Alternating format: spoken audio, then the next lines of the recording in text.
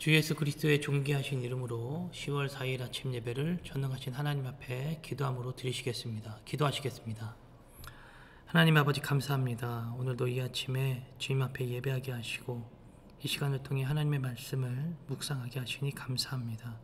오늘도 말씀을 통해 하나님의 마음을 깨닫게 하시고 그 깨달은 말씀을 삶 가운데 실천할 수 있도록 은혜를 더하여 주시옵소서.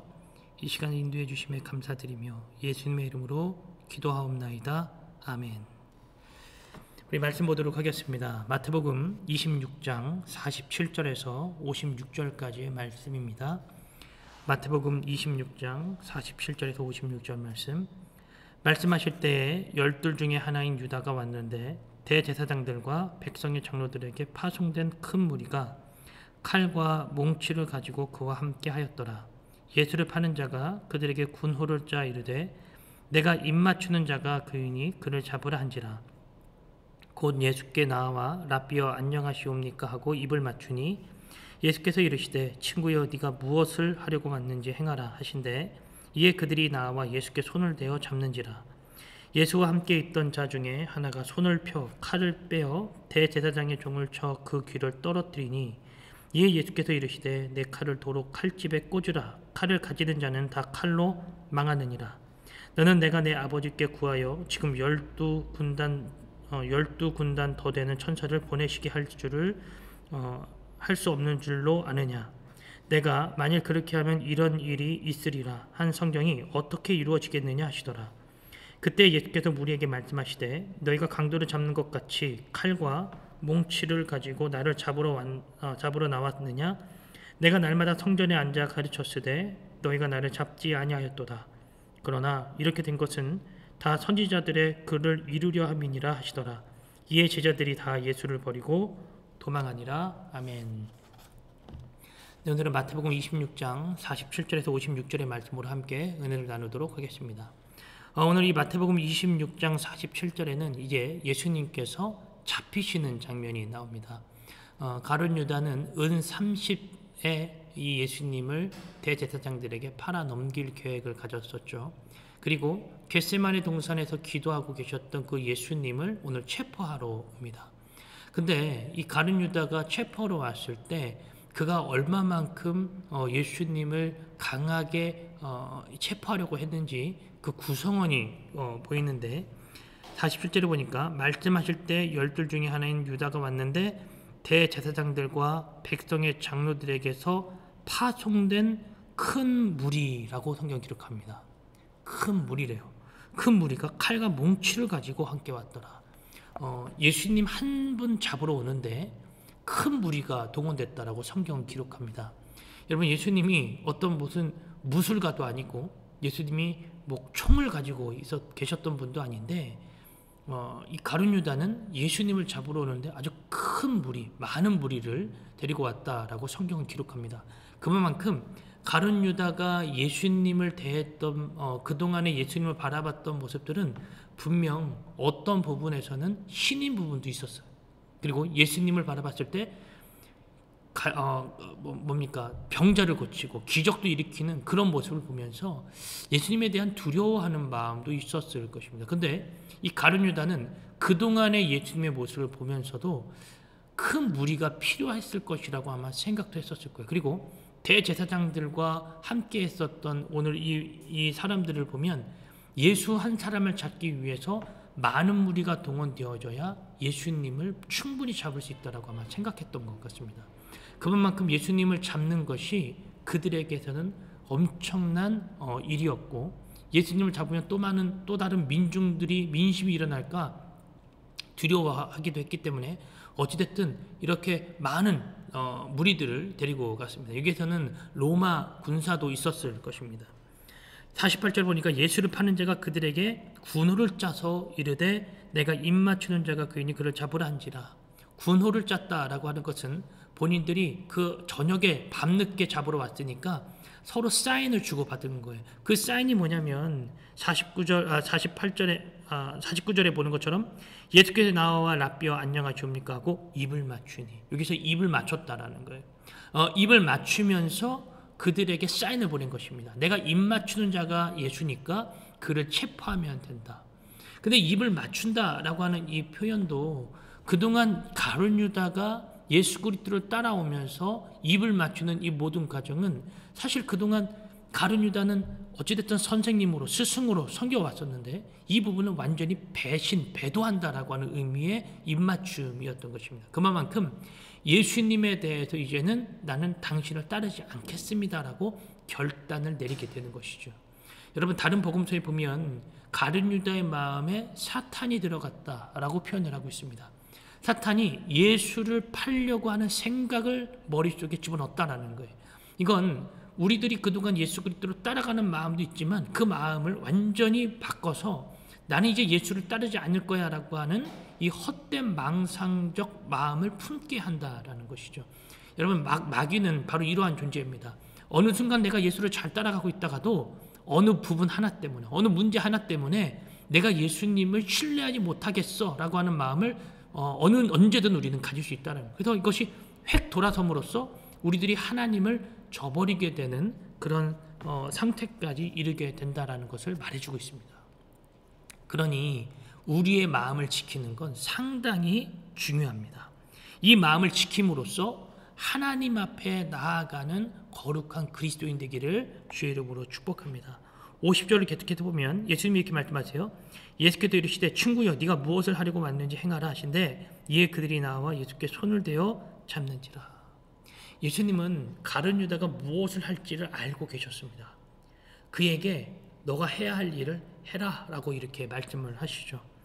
예수님은 그 일을 통해서 본인이 이제 해야 할 그 수건해야 할 일을 드디어 해 가시는 거예요.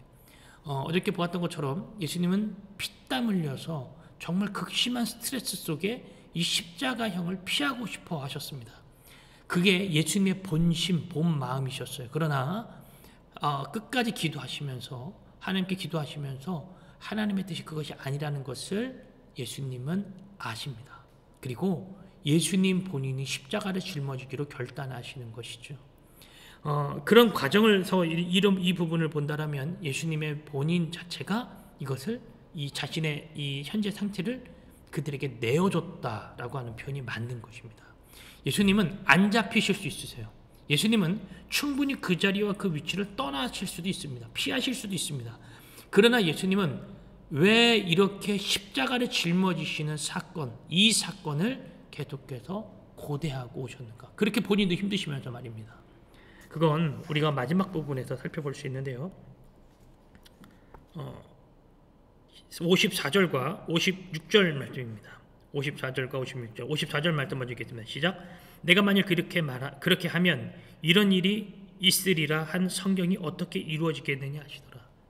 예수님은 말씀에 기록된 것을 이루려고 오신 분이에요. 이걸 다름식으로 말하자면 선포된 말씀을 그대로 행함으로 옮기려고 오신 분이라는 것입니다. 예수님께서 이 땅에 오신다. 메시아가 이 땅에 온다. 그 메시아는 처녀의 몸을 빌려서 올 것이다. 그대로 오셔서도 말씀하십니다. 나는 순환당할 거고 나는 고난당할 거다. 그리고 나는 비참하게 죽을 거다. 그리고 나는 3일 만에 부활할 거다. 다시 살아날 거다. 이 모든 말씀을 예수님은 기록되어져 있는 말씀 그대로 행함으로 완전히 옮기신 것이죠. 여러분 우리 그리스도인들도 마찬가지입니다. 기록되어져 있는 말씀, 선포되어져 있는 말씀, 깨달은 말씀을 통해 우리는 하나님이 나에게 요구하신 것을 이 땅에서 실천해 가는 거예요. 말씀은 있는데 말씀은 많이 봤는데 행함이 없다, 실천이 없다. 여러분 이게 문제인 것입니다. 말씀을 아무리 많이 읽어도 행함이 없고 실천이 없으면 결국 안 읽고 안 한 것과 읽고 안 한 것은 동일하다라는 거예요. 결국 실천하지 않았다라는 거예요. 뭐 한 거예요? 그냥 말씀 읽고 좋다. 그냥 정신승리에서 머물고 마는 것이죠. 그냥 마음에 그냥 뭔가 좀 평안해진 것 같다. 나는 할 수 있다. 라고 하는 어떤 다짐과 결단에 머무른 거예요. 다짐과 결단에 머무는 것이 아니라 우리는 말씀을 읽었으면 읽은 말씀 그대로 행함으로써 살아가야 할 줄로 믿습니다. 또 56절 보세요. 그러나 이렇게 된 것은 다 선지자의 글을 이루려 함이라. 이렇게 예수님은 이루시는 분이고 행하시는 분이셨다라는 거예요. 예수님이 충분히 안 잡히실 수도 있지만 예수님이 그럼에도 그들의 손에 넘겨지고 잡혀진 이유는 단 하나입니다. 말씀을 이룸으로써 그 말씀의 목적이 뭐예요? 이 땅의 영혼 구원, 죄인들이 하나님 앞으로 돌아올 수 있도록 하는 이 구원 사역을 이루시기 위한 예수 그리스도의 행함이었다는 거예요. 예수님의 목적은 바로 그것이죠. 그러면 예수님의 목적이 그거였다면 예수님을 믿고 따라가는 우리의 목적은 어디에 있어야 되겠습니까? 맞습니다. 바로 영혼 구원에 있는 것입니다. 예배를 드리면서 감정을 표출하는 것으로 끝내는 게 아니에요. 찬양을 하면서 어떤 스트레스를 해소하는 것으로 끝내는 것이 아니에요. 성경을 읽으면서 지식을 쌓는 것에서 끝내는 것이 아니에요. 우리는 하나님이 요구하시는 그대로 삶 가운데 살아내는 것입니다. 예배했다라면, 찬양을 했다라면, 기도를 했다라면, 말씀을 읽었다라면 우리는 그것에 준하는 우리의 삶을 살아가야 한다라는 것이죠. 예수님은 그렇게 하셨습니다. 기록되어 있는 말씀대로 그 말씀을 이루시려고 이 땅에 오신 분이 바로 우리 예수 그리스도시죠. 그러나 예수님이 그렇게 십자가에 못 박히시려고 오셨는데 이 일에 대해서 반대하는 자가 있었습니다. 바로 이 베드로인데요. 아마 모든 제자들도 다 반대했지만 이 베드로가 특히 유독 반대했습니다. 51절에 다시 보면 예수께 함께 있던 자 중에 하나가 손을 펴 칼을 빼어 대제사장의 종을 쳐 그 귀를 떨어뜨리니 라고 성경이 기록합니다. 베드로가 칼을 빼서 그 상대 대제사장의 귀를 쳐가지고 이걸 떨어뜨린 거예요. 귀만 잘랐다. 여러분 이게 보통 예리한 칼 솜씨가 아니거든요. 귀가 제가 생각을 해봤는데 귀를 자른다라고 하는 것은 이건 보통 칼 솜씨가 아닙니다. 그죠? 여기를 싹 베야 되는 거잖아요. 깜깜한데 잘 안 보이는데 못해도 이거 무슨 거의 검도 한 9단 출신은 될 것 정도로 어떻게 이 귀만 싹 뺐는지. 그런데 예수님의 그 다음 동작이 더 은혜롭죠. 그 귀를 그대로 다시 붙여주신다라는 거예요. 그리고 말씀하십니다. 칼을 쓰는 자는 칼로 망한다. 그러면서 예수님 이런 말씀을 하세요. 53절. 너는 내가 내 아버지께 구하여 지금 12군단 더 되는 천사를 보내시게 할 수 없는 줄로 아느냐. 12군단. 엄청난 숫자죠. 군단이니까 한 개 군단급이 여러분 어느 정도 숫자인지 대충 가늠이 오시죠. 그죠? 1개 군단도 아니라 12개 군단이래요. 이거는 엄청난 숫자입니다. 그 정도의 천사가 와서 지금 이 현장을 막을 수 있다라고 하는 것 너 그거 모르냐? 내가 그런데 안 하고 있는 거야. 왜? 아까 말한 대로 말씀을 이루어야 되니까. 앞에 왔던 선지자들이 하나님께 들었던 말씀을 외쳤는데 그 말씀을 내가 이루어야 하니까. 지금 내가 이 십자가를 짊어지고 싶지 않다라고 해서 이것을 내가 여기서 멈춘다라면 그동안 하나님이 계획해 놓으셨던, 그동안 선지자들을 통해서 선포하셨던 이 말씀들이 다 무용지물 되어져 버리는 거야. 말씀을 어기게 되어지는 거야. 그래서 나는 12군단이나 더 되는 천사를 불러서 지금 이 상황을 막을 수 있음에도 불구하고 나는 막지 않는 거야. 왜? 그 말씀을 이루어야 하니까. 말씀을 읽고 말씀대로 살아간다라고 하면서 우리들이 실천으로 옮기지 못하는 건 여러분 우리들의 인생과 삶 가운데 상당한 리스크입니다. 그 리스크를 줄여가기 위해서는 어떻게 되겠어요? 지금 당장 내가 이걸 하고 싶어도 그것을 욕구를 참아내는 것이죠.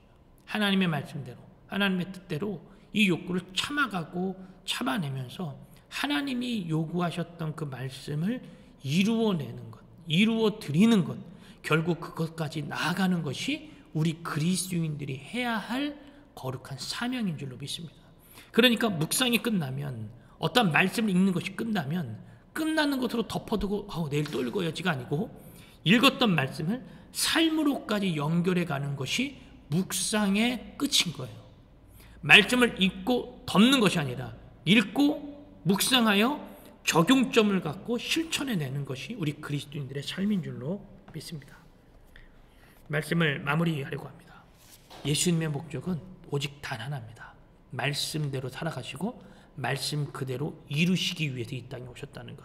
그러면 우리의 목적도 하나라 그랬죠? 우리도 예수님의 삶을 닮아가는 거예요. 예수님의 목적은 말씀을 내로 사셔서 이 땅의 모든 사람들, 하나님이 선택한 사람들을 구원하는 것이었습니다. 우리도 예수 그리스도의 가르침을 따라 말씀대로 살아내면서 하나님께서 선택한 자들을 계속해서 구원해내는 그 거룩한 삶을 살아가는 것이죠. 이것을 오늘 하루도 여러분 꼭 이루셨으면 좋겠습니다. 어렵지만 나의 욕구적인 부분, 나의 욕심적 부분을 더욱더 내려놓으시면서 더 이것을 컨트롤해 가시면서 하나님의 말씀을 이루어내는, 또 그 말씀대로 살아내는 저와 여러분들 오늘 하루의 삶이 되어지기를 주의 이름으로 축복합니다. 기도하시겠습니다. 하나님, 예수님께서 이 땅에 오신 분명한 이유가 있습니다. 십자가에 못 박혀 돌아가시면서도 예수님이 끊임없이 바라고 원하셨던 것, 그것은 이 땅에 주님이 선택하신 그 거룩한 자들을 구원하는 사역이었습니다. 주님이 부르셨고 주님이 말씀하셔서 그 말씀대로 우리는 이 땅을 살아갑니다. 아무 이유와 목적 없이 살아가는 것이 아니라 주님이 주신 그 목적에 따라, 그 이유에 따라 우리는 이 땅을 살아갑니다. 버려진 자가 아니라 선택받은 자로서 하나님의 가르침과 예수 그리스도의 그 거룩한 삶을 본받아 매일매일 말씀을 읽어가며 말씀 속에 기록되어 있는 그것을 실천하며 승리하며 살아가는 우리의 삶이 되게 하여 주시옵소서. 주님께서 이 모든 삶을 인도해 가실 줄로 믿사오며 사랑이 많으신 예수님의 이름으로 기도하옵나이다. 아멘. 오늘 말씀 여기서 마무리합니다. 오늘도 주 안에서 승리하세요.